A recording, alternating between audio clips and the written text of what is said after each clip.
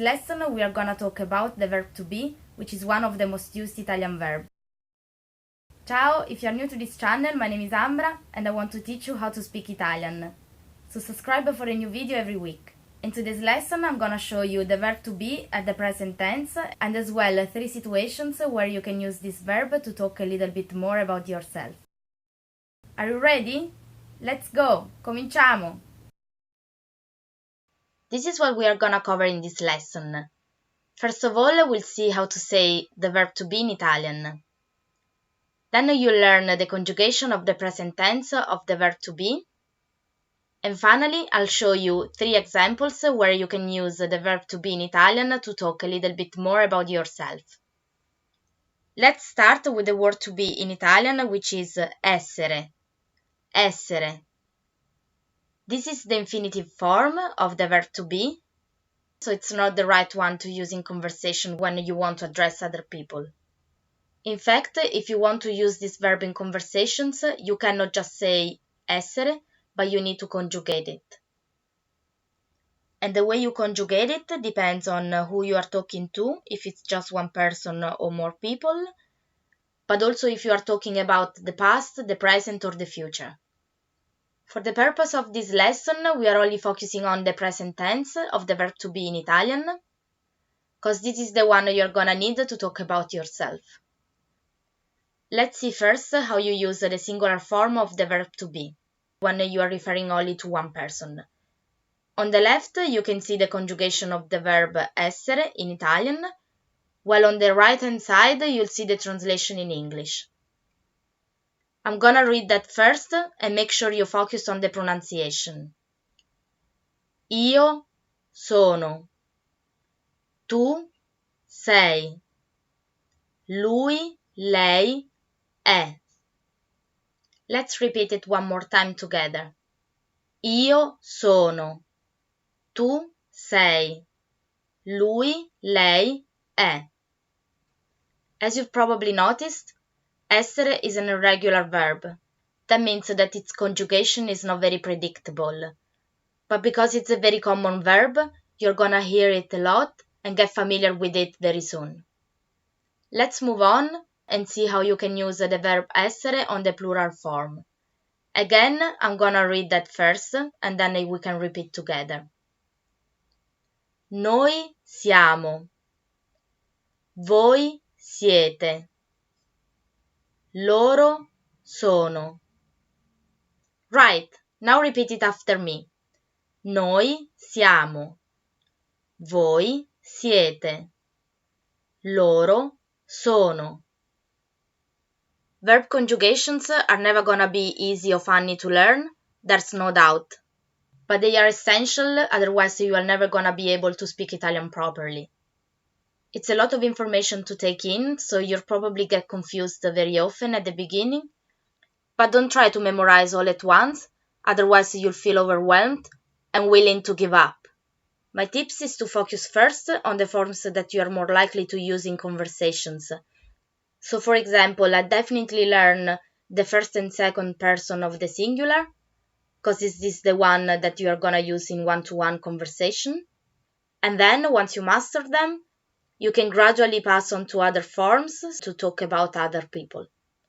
For now, let's keep it simple and use the verb to be only to talk about yourself. We're gonna see 3 situations where you can use the verb to be in Italian to say a little bit more about you. Like for example, your name, your origins, and your job. Let's start with your name. In one of my previous lessons on how to introduce yourself in Italian, we've seen that the question come ti chiami is the one used to ask what's your name, and one of the way you can reply is mi chiamo plus your name. But this is not the only way. In fact, when you introduce yourself in Italian, it's very common to simply use the verb to be plus your name. So for example, io sono and your name. Io sono Ambra. Tu come ti chiami? Another situation where you can use the verb to be in Italian to talk about yourself is when you want to say where you are from. In that case, you need to use the verb to be plus your nationality. So, for example, io sono plus your nationality. Io sono italiano if you are a boy. Io sono italiana if you are a girl. One thing you need to remember is that in Italian you have the word gender. So the words can change depending if the person they are referring to is a male or female. You can see here some examples where the way you say your nationality, it's gonna change depending if you are a boy or if you are a girl. So for instance, americano, americana. Australiano, australiana. Brasiliano, brasiliana. Spagnolo, spagnola. You've probably noticed that the only thing that's changing here is the last part of the word. I'm not going too deep into word gender because it's a topic I'm gonna cover in a separate lesson. Equally, there are some examples where it doesn't matter if you're a boy or if you're a girl because the word is not gonna change. You can see them here. Inglese, irlandese, francese, portoghese. Now, if you are from a very big city and you are talking about where you are from, you can also use this formula. Io sono di plus your city. So for example, io sono di Roma. Io sono di New York. Io sono di Londra. It's very common to hear, especially if you're talking to someone who is from your same country. So for example, if you listen to two Italians that are talking to each other and saying from where they are from, you'll probably hear that they are mentioning the city using this formula here. Right, let's move to the third and last example. You can use the verb to be in Italian also to talk about your job. So you can say io sono plus your profession. Let's have a look at some examples. In these cases, same as we've seen for the nationalities, the word is changing depending on the gender of the person you are referring to. The first example is for teachers. If you are a boy, you would say io sono professore. If you are a girl, you'll say io sono professoressa. The second example is for nurse. If you are a boy, you would say io sono infermiere, and if you are a girl, you'd say io sono infermiera. And last example, if you are a student, you can say io sono studente if you are a boy, or io sono studentessa if you are a girl. I've also listed a couple of examples where it doesn't matter if you are a boy or if you are a girl. So for example, engineer, you would say io sono ingegnere. If you're a pharmacist, you can say io sono farmacista. If you're a lawyer, you'd say io sono avvocato.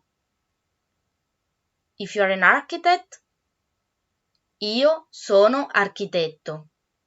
If you're a singer, you can say io sono cantante. And if you are a doctor, the word is medico. Io sono medico.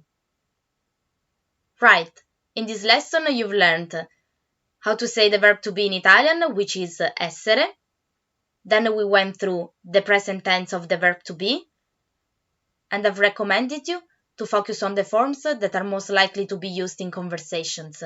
So for example, I am, you are. Io sono, tu sei. Lastly, we've seen 3 situations where you can use the verb to be in Italian to talk a little bit more about yourself. And now you try. Remember that it's very important that you practice your Italian if you want to learn fast. So why don't you tell me something more about yourself and leave it in the comment below.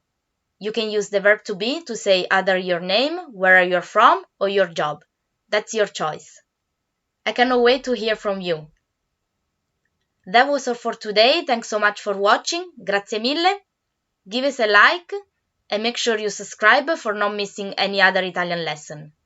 I'll see you in the next lesson. Ciao ciao!